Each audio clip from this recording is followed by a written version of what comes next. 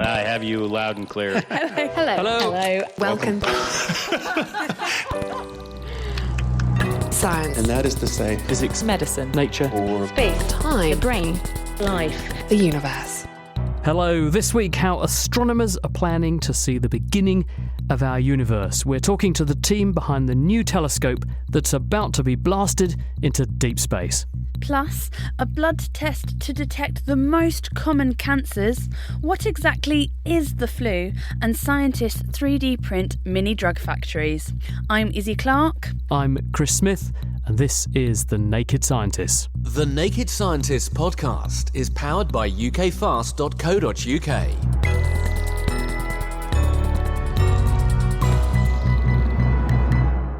Well, let's take a look at the science news this week. And first up, 1 in 3 of us, unfortunately, will have a brush with cancer at some point in our lives. And regrettably, in the vast majority of those cases, by the time we discover we've got the disease, it will already be at an advanced stage, and often too advanced for a simple curative operation to remove it. Now, things might be about to change. Scientist Nick Papadopoulos at Johns Hopkins in Baltimore has come up with a way to test blood samples for proteins and DNA markers that can pinpoint the presence of early-stage cancer in 70% of cases, and even reveal where in the body the tumour is. The problem was the early detection of cancer. We believe that detecting cancer early gives a better chance for survival of the individual that has that cancer.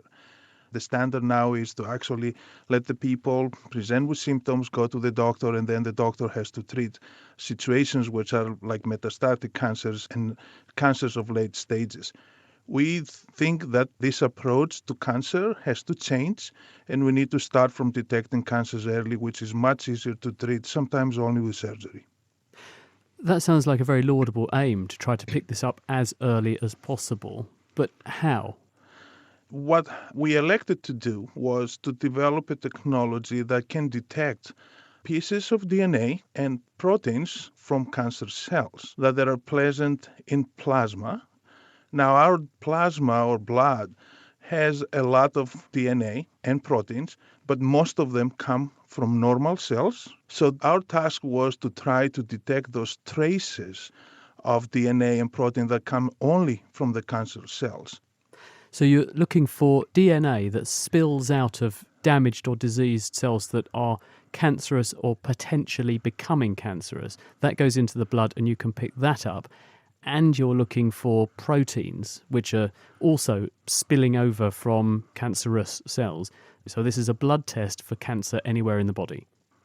That is correct, yes. We called it a multi-analyte because we use more than one marker, yes. How did you choose what DNA to go after, or what are the DNA signatures, if you like, that are the hallmarks that there is cancer somewhere in the body and it's getting into the bloodstream? There are a lot of studies with the sequencing of the DNA from a lot of human cancers, and that information distills down to a number of genes that are mutated. Those mutations are specific for cancer cells and not from normal cells.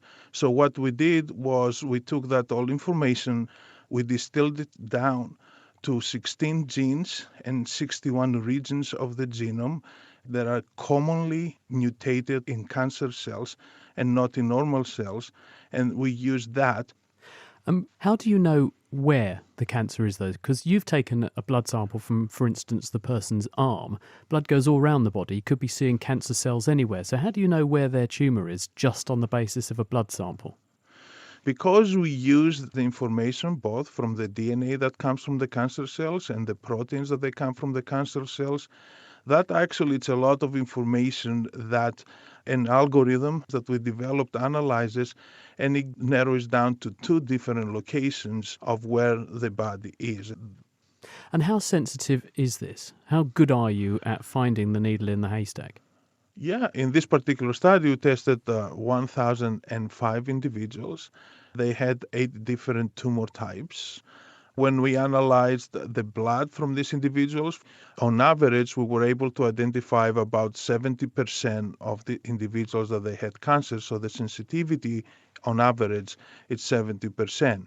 We were better in detecting certain tumor types like ovarian, and not as good at detecting other tumor types. And also we were better detecting a little bit later stage cancers than early stage cancers.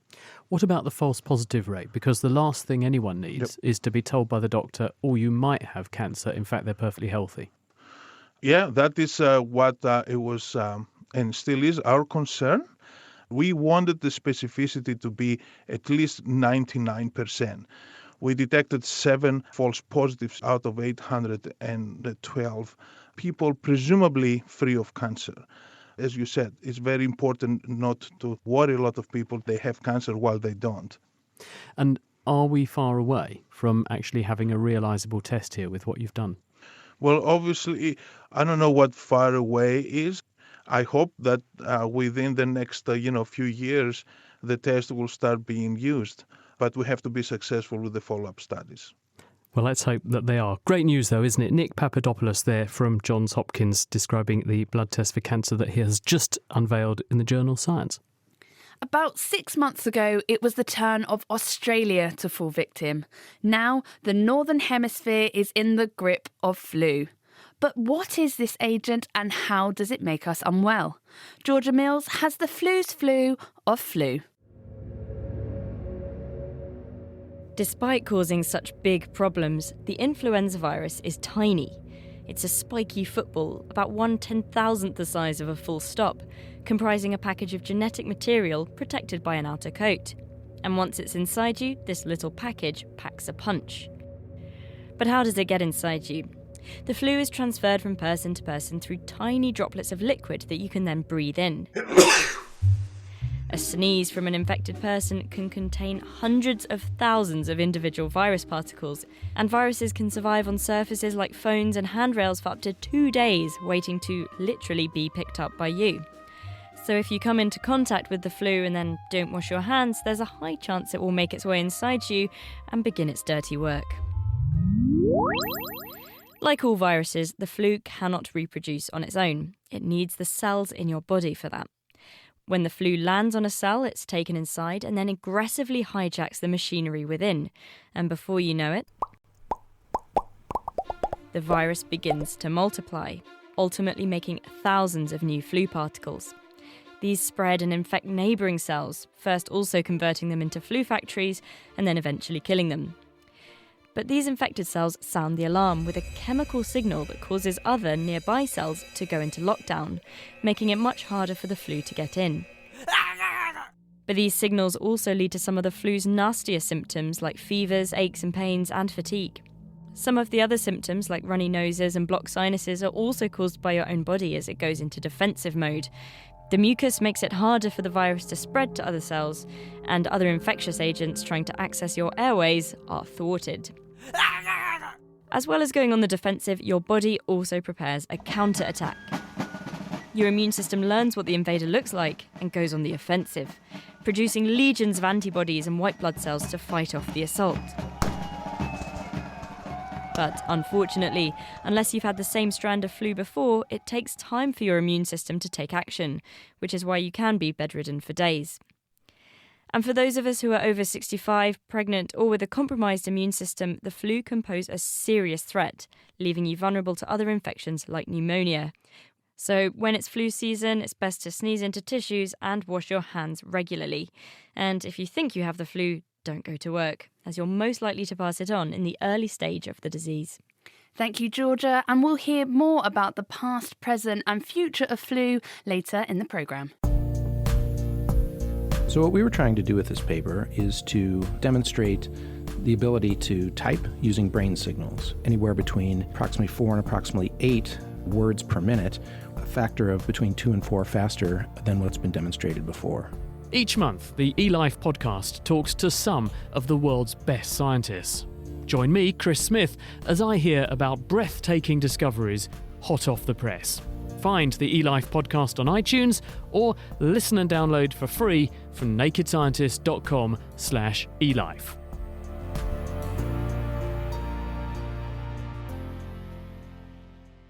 Now, still to come, crab courtship and why timing is everything for those crustaceans, and the new telescope that's 7 times more powerful than Hubble. Before that, though, producing drugs and other molecules to the precise standards expected every time you make a compound and everywhere you want to make it is a very profound challenge for chemists because they need to get the conditions precisely right on every occasion. Previously, this has caused enormous headaches for the industry, but now Glasgow University chemist Lee Cronin reckons he's cooked up a way to solve the problem. As he explains to Izzy Clark, he and his team divide up the chemical process into simpler steps and 3D print a series of tailor-made linked test tubes for each one so the conditions are perfect for every reaction, and you don't need a Michelin-starred chemist to guarantee the right results every time. The technology could even allow us to make personalised drugs on demand. So the problem is that chemists are really good at making really complex molecules, but the very best chemist is a bit like a Michelin star chef in that it's very difficult to copy them. They're just so fantastic. They have so much knowledge. So what I wanted to try and do is work out a way to digitize the process of synthetic chemistry so we could get the chemistry to be reproducible, almost a Michelin star meal in a TV dinner. So this is all to do with drug production. So how exactly have you been able to do that? So what we wanted to do is take the process of organic chemistry that's normally done in a chemistry laboratory or in a big facility and try and translate that into a digital code. And so what we did is videoed how the expert chemist made the molecule, identified all the steps, and then made a digital code so we could come up with a sequence of events to remake the molecule. It's a bit like having a clockwork music box where you wind up the music box and it plays the same tune every time because the actual notes are hardwired into the box. And so we wanted to do the same thing and capture the code by making a 3D architecture. So you've actually built a 3D test chamber, essentially? Yes. And what we would then do is trial all the different routes to make the molecule in steps.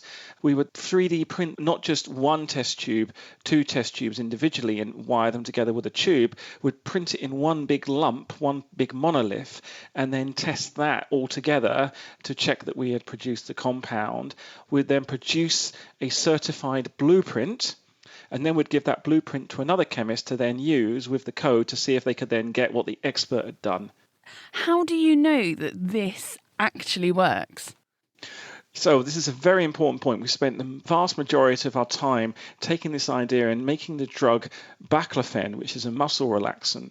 And baclofen is a nice molecule because it's produced at the end in a solid, but it's quite challenging. There are 12 different processes that have to be done in the right order, in exactly the right way to make the molecule. We digitized baclofen in the laboratory and then 3D printed the mini factories and then kept adding the reagents and tweaking it, changing the volumes, changing everything until it became absolutely foolproof. And so that even a non-Michelin star chemist like myself, not very good, could actually make the molecule. Can this actually be applied to any drug or is it still at the very early stages? Well, conceptually, it can be applied to any drug.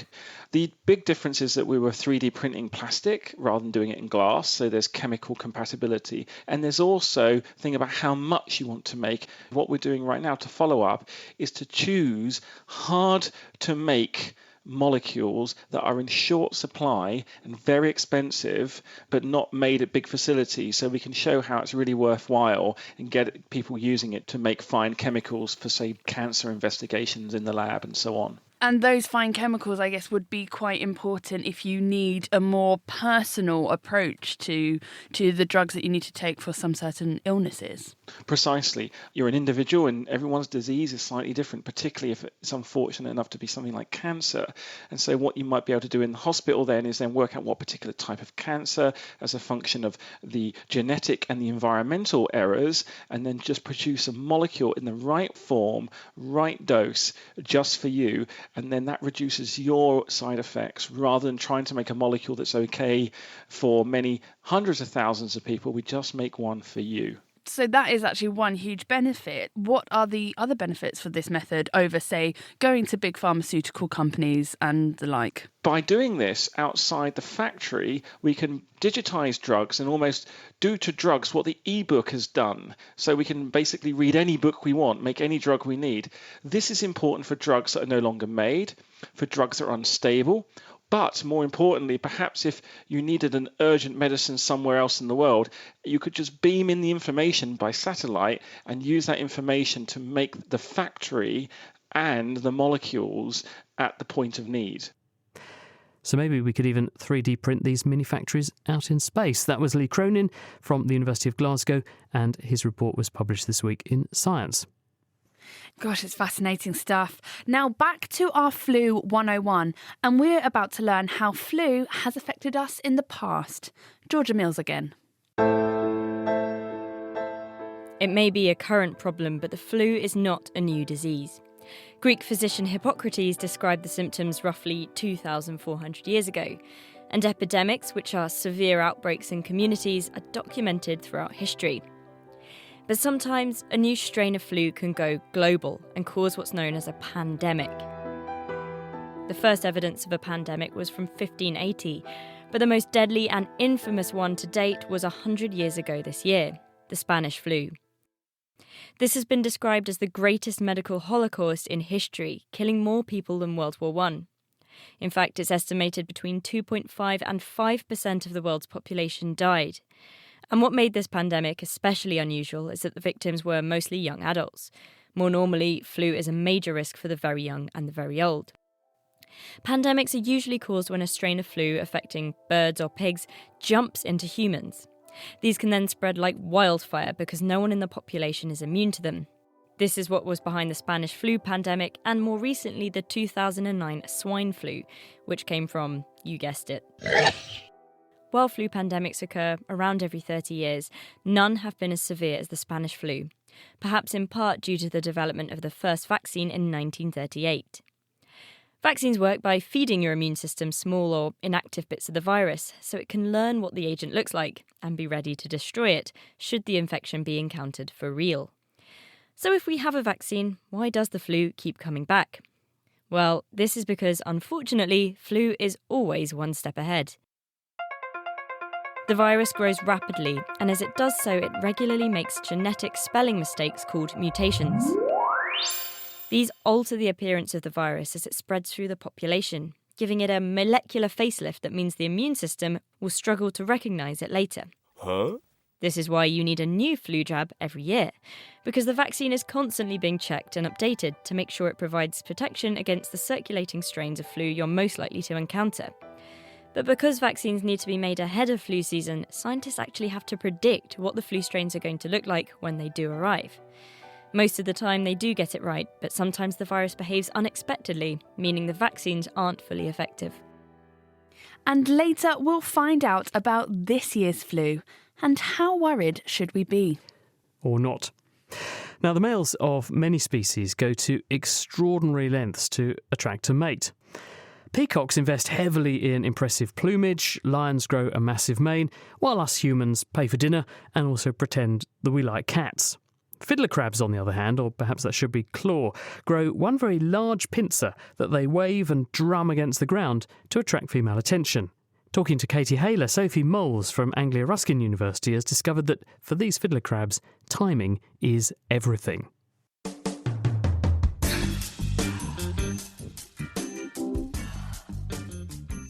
So the display of the male fiddler crab actually serves to advertise his physical fitness. So they not only wave this claw, but they also drum it. Romantic, eh? These percussive crabs make sweet music by drumming these enormous claws vigorously against their leg. The vibrations carry through the ground, getting the attention of the females. Take a listen. Now, what we found was that the males that waved and drummed more vigorously had better performance. So we actually put them in sprint trials. We made them run on. So you raced crabs. It's a nice way to show whether stamina has been depleted. Is the logic to this then, if I can wave my big claw more quickly, I'm fitter, therefore I'm going to be a better match for you? Exactly that, a better male.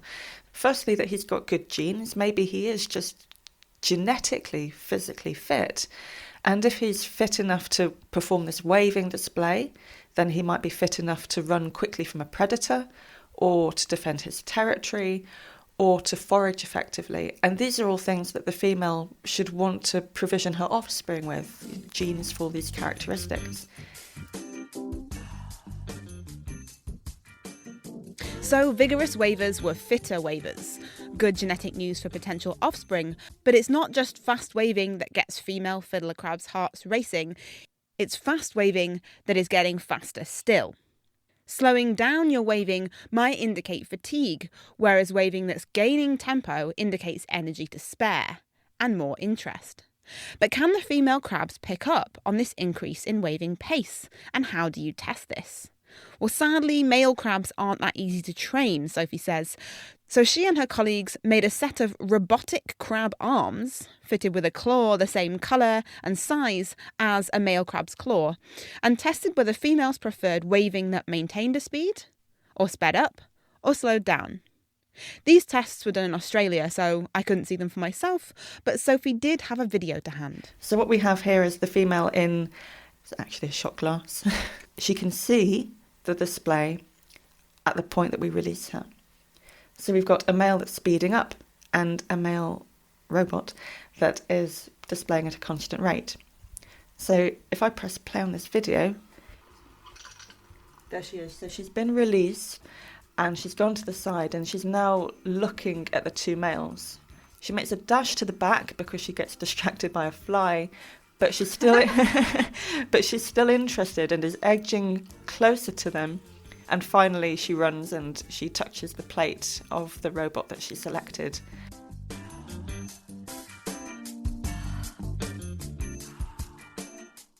What can you conclude from this?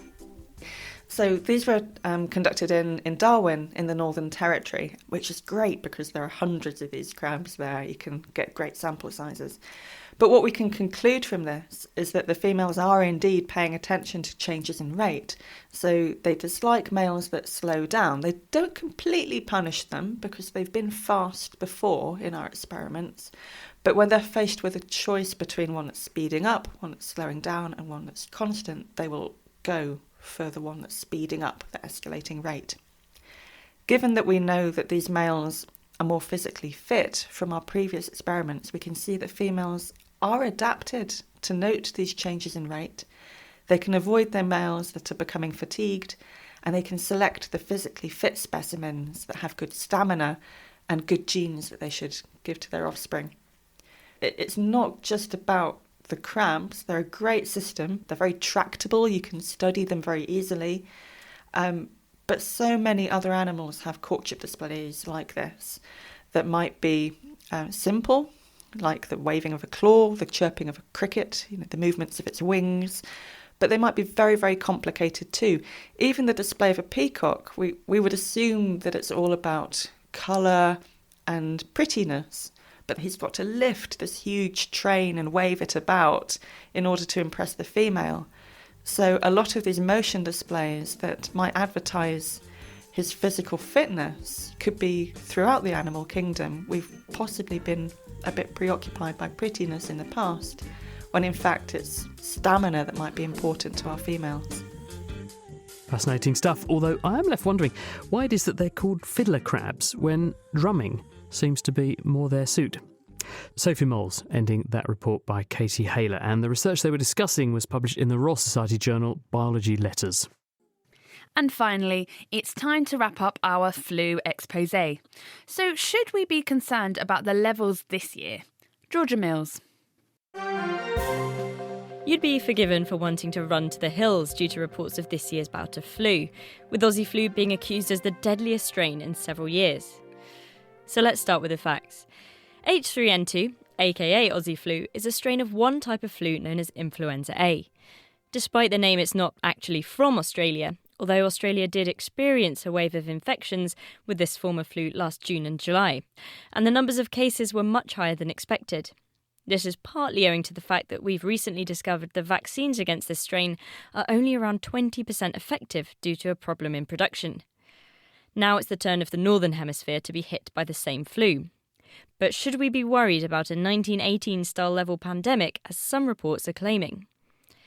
If you look at the numbers in the UK, reported cases are not dramatically different from this time last year, and we've not actually reached the threshold that defines an epidemic just yet, although the incidence is climbing, so that may change in the near future. And there are also large numbers of people being diagnosed with other viral infections that produce flu-like symptoms, leading people to think they have the flu when they haven't. On top of this, hospitals are under more financial strain this year, which may be affecting their ability to cope, and this is further fueling some of the more apocalyptic headlines appearing in the press. That said, we can't afford to be complacent about the flu. Every year, more than 500,000 people die from the infection. And if you're at high risk because you have a chronic illness or you're over 65, then the flu jab is a very good idea, although it is best to get these before the start of the flu season. So what can you do? Becoming a hermit is pretty impractical, and surgical masks are as good as useless.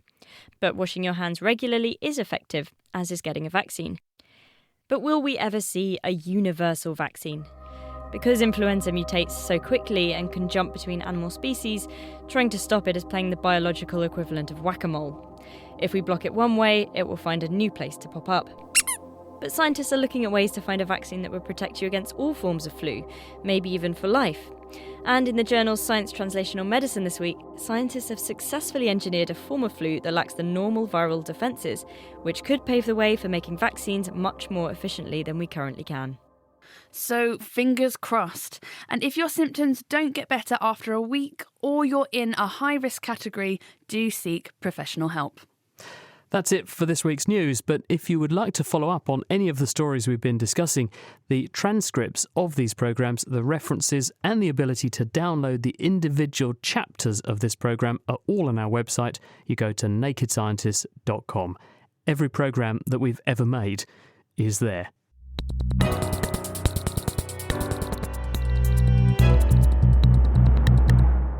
The Naked Scientists podcast is produced in association with Spitfire, cost-effective voice, internet and IP engineering services for UK businesses. Find out how Spitfire can empower your company at spitfire.co.uk. You're listening to The Naked Scientists, and for the next part of the programme, we're going to be exploring NASA's largest and latest telescope. Now, you may be familiar with the Hubble Space Telescope, which was launched in 1990. Orbiting the Earth, it has detected new moons around Pluto, taken breathtaking images of early galaxies, and allowed scientists to pin down the age of our universe. But knowing the age of our universe isn't enough. Astronomers want to be able to see this very beginning with the successor to Hubble, the James Webb Space Telescope. 5. I worked Hubble for a long time. Hubble, when it was launched, rewrote the astronomy books, and James Webb is going to rewrite them again. 4. The sunshade is about the size of a tennis court, and that has to be unfolded in space. 3. Its mirror is 7 times the collecting area of Hubble. You could put 7 Hubble optics in the same, surface area as the Webb. 2. This thing I've spent 20 years working on is going to be strapped on a great big rocket, and somebody's going to fire it up into the sky, and that is a little bit nerve-wracking to think about. 1. Picture the biggest telescope dish that technology can make. Next to it, a sun shield the size of a tennis court. Now, imagine folding them up like origami into a rocket and blasting them 1 million miles into space. This enormous engineering challenge is exactly what astronomers all across the world are facing as the James Webb Space Telescope undergoes its final tests ahead of launch. And its aims are just as ambitious as its engineering. We want to go back and look at the very beginnings of the universe. That's NASA's Bill Oakes. He's the project manager of James Webb, overseeing every step of the telescope's mission, from design development and terrestrial testing right through to on-orbit operations. But we want to go back and look at how the first galaxies, stars, and planets were formed. In addition, we also want to be able to go look at some of the exoplanets that have been discovered recently. We're able to determine if they have the basic elements of life. So we can't really see, little green men running around on those planets, but we can see if they have the basic elements for life as we know it. How exactly is this telescope hoping to explore this? So to achieve our scientific goals, there's a couple of different things you want to be able to do. First, We have to be an infrared telescope. As light travels through the universe, it goes from the visible light, and as the light waves lengthen, it shifts into the infrared part of the light spectrum. We also have to be really big to have a lot of light collecting power. So our primary mirror of our telescope is about 7 times larger than Hubble's primary mirror. That drives a lot of different technologies. We have to be able to fold our mirror up so it fits inside the rocket. Since it's infrared, it has to be kept really, really cold. And we keep it cold passively with this large sun shield that's about the size of a tennis court. Think of it as a large umbrella. All those things give us the ability to make the discoveries that I mentioned earlier. For this mission's predecessor, Hubble, astronomers and engineers were able to tweak and repair the spacecraft and equipment along the way. But once JWST is in space, that's it. There's nothing else that can be done. It has to be right first time. Right, we can't do the type of servicing they did on Hubble. But Hubble, I always tell folks, it's very unique to NASA. Not all of our satellites are serviceable, actually. That's probably the only one that's really had a lot of servicing. But we're much more like a traditional NASA mission, where it is not serviceable, where we like to say we test, and retest.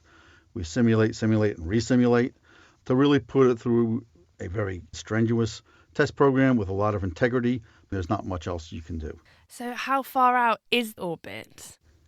So we're unique. We're not like Hubble that's in a low Earth orbit that was accessible by the space shuttle for servicing. We're going to be about 1 million miles from Earth, out past the moon, at a point called Lagrange Point 2. We go out there for a couple of reasons. One, again, we want to be really cold. We want to get ourselves as far away from the sun. It puts the Earth between us and the sun. It also helps with observing efficiency. Whereas Hubble, once in orbit, you go around behind the Earth, and the Earth will be between you and whatever you're observing. Then you have to come back around, reacquire that, and continue your observation. We can do continuous observations. That saves time. We can make an observation the Hubble makes that may take them days. We can do in a matter of hours because of where we're going to be located.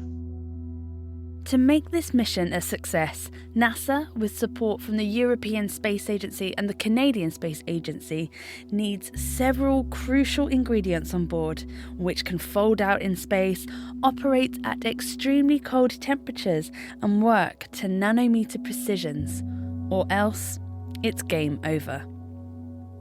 One vital piece of kit is the mirror, and many telescopes rely on these reflective dishes to focus the captured light. The further you want to see, the bigger the mirror required, and JWST has the biggest mirror ever made.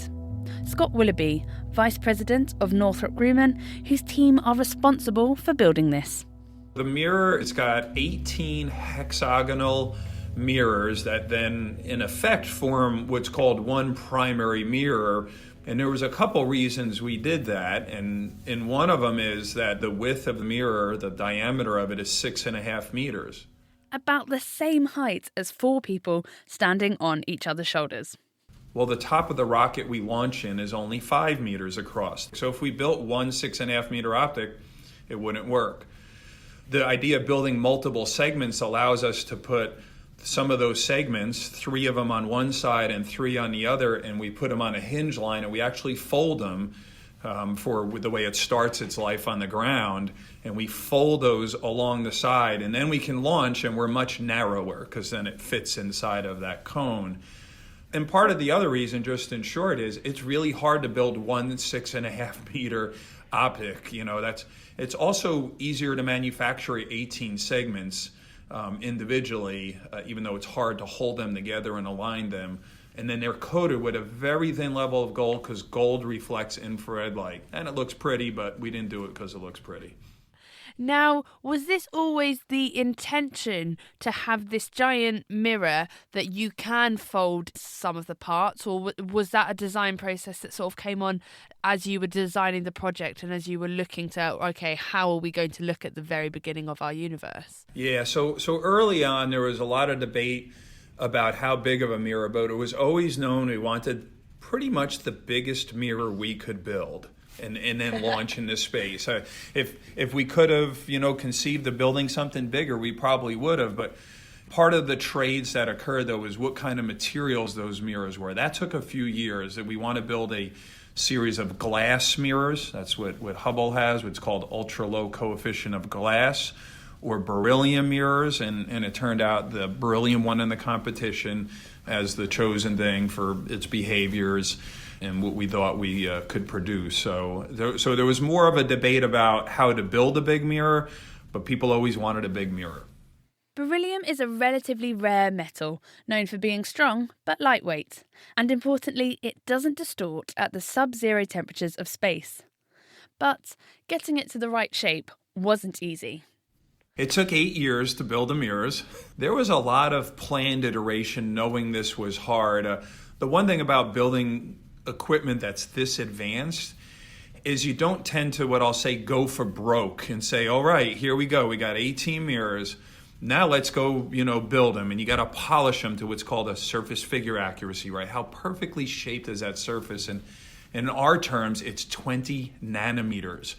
I can only describe that bacteria are on the order of nanometers. That means that the shape of this mirror is literally perfect, almost to the size of atoms, on that surface. But we knew it would be hard. So at the beginning, we built a development mirror, a little bit smaller, but out of the same materials, and we polished it and proved we can make those features, that perfect. And then we started in production. And to make 18 mirrors, we couldn't build them one at a time. We'd still be going. We literally had 9 machines that were polishing. So at any point in time, we could have half the mirrors, at a particular step while the other half were doing something else. And it takes more than a village to build this many mirrors. And then you would polish it and make it more precise, and then you put it back in the chamber. So we planned a very long cycle. We knew it would take a long time. And the great thing was at the end, we ended up with 18 beautiful mirrors and a couple spares that are just absolutely fantastic. And what would be the damage if there was a small defect? So the part of the accuracy that drives us is we're collecting photons, so elements of light.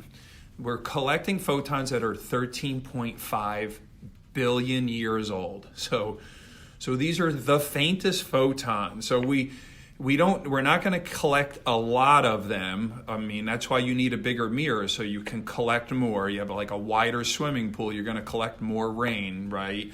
So we're collecting these photons.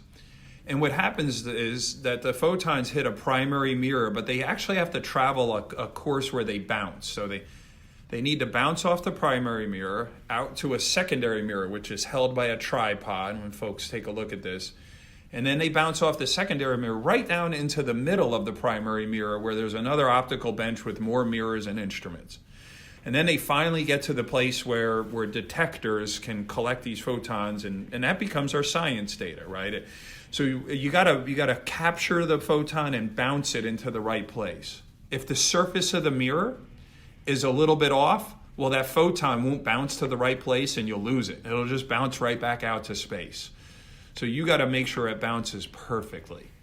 But there's no point in having a perfect mirror to collect this light if this information has nowhere to go. And the 4 science instruments that do this are at the heart of the James Webb Space Telescope. On board, we have the near-infrared camera that initially scans the skies. Then comes the near-infrared spectrograph to reveal what chemicals are hiding there. There's also the fine guidance sensor, which allows Webb to point precisely to create crystal clear images. And finally, there's MIRI. MIRI just stands for Mid-Infrared Instrument. It's not a very imaginative name, I suppose. That's Gillian Wright, the primary investigator for MIRI and the director of the UK Astronomy Technology Centre in Edinburgh. The mid-infrared is a very important part of light, especially if you want to study planets. And also if you want to study galaxies, the first galaxies that formed. And it's very, very red light. So it's heat radiation. And one of the advantages of that is that you can see better through dust. And so we know that planets form in very dusty systems. And so one of the things we would like to do with MIRI is to understand a bit more about the systems the planets are forming from. Okay, so MIRI is looking into the mid-infrared region. How does it do that exactly? MIRI and JWST are like a camera. So JWST is like the most ginormous lens you could imagine, and it's gathering all that light from the very faint dust or the very faint galaxy. And then the mid-infrared instrument MIRI is like the body of your camera. So it's where the detectors are. They're not CCDs, but it's the same type of idea, an electronic detector that records the light. And then what we can do with MIRI is that we can use filters or an optical element called a spectrometer and an image slicer or a coronagraph to analyze that light in different ways, and so give us a way of understanding more about what's coming from that astronomical source. One way to do that is by splitting up the light from a star into its different wavelengths with a spectrograph. Most spectrographs would have something like a very narrow slit to admit only a very narrow beam of light into the spectrograph. And then the light is split up into its constituent parts by an optical element that we call a grating. And it's similar to a prism. And so if you put a prism in a beam of light in front of a lamp or something, you would see a spectrum of colours like a rainbow. So what we're doing with this grating is splitting the light up into its rainbow of colours so that we can look for the unique ones that are associated with specific molecules. That's because different molecules have different wavelengths. It's a bit like having a unique fingerprint.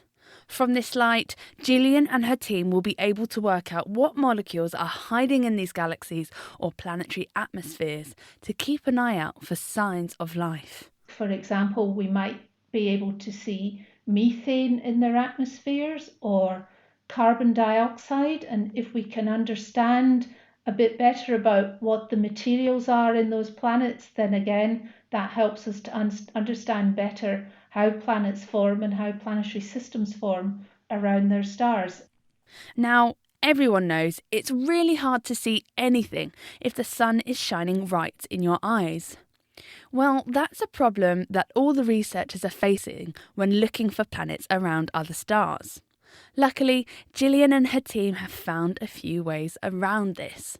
As the planet goes round the star, some of the time what you see is the light from the star plus the planet, and some of the time what you see is the light from just the star. And so if you subtract the two, what you should be left with is the light from the planet. The other technique is to use what we call a coronagraph. And a coronagraph is a little black spot that blocks out the light from the star. And so you can think of this as like shading your eyes to look at something that's very bright, or perhaps, putting your thumb or a spot in front of your eyes to block out the light from something. That's exactly how a coronagraph works. And if we were, for example, to take an image, we'd be able to take an image directly of just the planet in the mid-infrared, and nobody's ever done that before. So we've got our giant mirror to collect the light, our highly sensitive instruments to analyse this radiation, but we've got one big problem in the shape of a giant ball of exploding gas. Our sun. Just the slightest amount of heat, essentially infrared radiation, would be enough to distort any data collected by James Webb. Back to Scott Willoughby from Northrop Grumman. The sun shield is amazing. It's probably one of the technologies that distinguishes Webb, obviously along with this large mirror, which is, it's like a diamond pattern. But imagine a big diamond pattern the size of a tennis court. So, as wide as a tennis court, as long as a tennis court. It can't start off that big. It can't start off that big because it will never get off Earth's ground. It won't fit inside the shroud. So it has to start its life packaged like a parachute. This packaged up sun shield has been one of the biggest challenges for this mission. Not only does it have to protect the instruments from the heat of the sun, the sun shield has to weigh as little as possible, fold up into this small rocket and then spring to life once it reaches its destination. But that's not all. It also consists of 5 layers of material. Just one layer isn't enough to block the heat. We are about plus 185 degrees Fahrenheit in the sun side, and we go to minus 388 degrees Fahrenheit on the cold side. For those of us who work in Celsius, that's 85 degrees Celsius on the hot side, right down to minus 233 degrees Celsius on the cold side. This sun shield needs to get rid of a massive temperature difference of just over 300 degrees. Which it does, thanks to the 5 layers, each the width of a human hair, of a material called Kapton. It's a pretty remarkable design. I mean, it uses 2 fundamental concepts. So first of all, when you're in space, there's no air, so you don't have to worry about the thermal getting to you. What happens is the light, as the wave of heat comes into you, it'll hit the first layer, and actually about 90% of that heat, due to the surface of this thin layer, will reflect right back into space. But that's not good enough. But then there's another layer, so that's layer 1, and then there's layer 2, and they're spaced apart, say about 10 inches apart or something. Those will then trap a level of that heat and turn it into a wave and then radiate it out the side. But still, yet again, some of that heat makes it through layer 2 onto the other side of it. And then we need layer 3. It's going to trap some in kind of its internal reflections and then vent it to deep space. And then we need layer 4. And then it turned out we were able to stop at layer 5. And trust me, we wanted the least amount of layers possible, because every one of those layers has to get folded and stowed and deploy on orbit with lots of moving parts. And it turns out that in our design, it took 5 of these layers in order to block that much heat. And I had the greatest question from an elementary school when I was talking once, and just a little kid just looked at me and goes, well, why didn't you just build one layer 5 times as thick? I'm like, okay. And the root of that is because we couldn't fold it if we made it any thicker. And I gave him an example. He had a notepad in front of him. I said, take the front sheet off of your notepad and make a paper airplane. And he started making one. I said, that's pretty easy. You just stop that. I say, rip the cardboard off the back of your notepad and now make me a paper airplane. He's like, oh, I can't do it. I said, well, that's our problem. Once we made the paper too thick, we were never going to be able to fold it up. So literally the thickness of these membranes, 4 of the layers are only 1/1000th of an inch thick, and one of the layers is 2/1000ths of an inch thick. That's all they are. Perhaps it's rather timely that this telescope will be launched in spring 2019. Once each of these elements, the sun shield, the mirror and instruments, are all brought together, the James Webb looks a bit like a flower bud waiting to bloom. The sun shield, like petals, will encase the folded up telescope, but once it reaches its destination, the sun shield opens up and springs to life, and the enclosed mirror then follows suit. Well, providing it all goes to plan, which is where Bill's testing comes in. The kind of challenges we face now are, how do you test this thing that has approximately 180 different elements that either pop up, roll out, pull out, do all sorts of things to deploy and get into the shape that you see on orbit. And obviously the other part of this testing is the testing to make sure everything can survive in those very cold temperatures out at L2. How can you bring something this massive down to such cold temperatures? So we actually have to do it in pieces. So we'll start with the telescope and the science instruments. We actually just completed a major milestone for our project in completing its final, we like to call a cryogenic test, which is where we bring it down to these very cold temperatures. We don't really have facilities here at Goddard Space Flight Center. So we actually went down many years ago to Johnson Space Flight Center. And there was a chamber that was built there during the Apollo era that was about 7 stories high. It was built back in the 1960s. And we took that chamber, refurbished it, and then we went into the chamber with the flight telescope beginning of this past summer. And it turned out to be about almost 100-day test where we got down to these very, very cold temperatures, checked the mirrors, make sure you can focus the mirrors, check their alignments to the scientific instruments. Went through that entire test, and then you have to warm back up. And just the cooling down and warming up each takes about 30 days. So We had some challenges in there. I think the biggest challenge that we had was Hurricane Harvey. That hit in the middle of the test. We had approximately 160 people down there, but we got through that. We actually did some testing during that. And the test has been wonderful. It has been a huge success. They just had the final data review. All the independent folks that we brought in to look at that data and say, yeah, it looks good, came out and said, basically, we have a great telescope and a great set of instruments. So that was a huge accomplishment. Next step is to make sure that the telescope can survive the violent shaking and the extreme noise of launch. So we go through what we like to call dynamics testing, which consists of vibration and acoustics testing. Vibration simulates the vibration that we'll see in the rocket with a certain amount of margin. So we actually shake it early on, harder than what it would see in the rocket, knowing that if it survives that, it can survive the rocket ride. And it's the same thing when acoustics testing. It's exactly what it sounds like.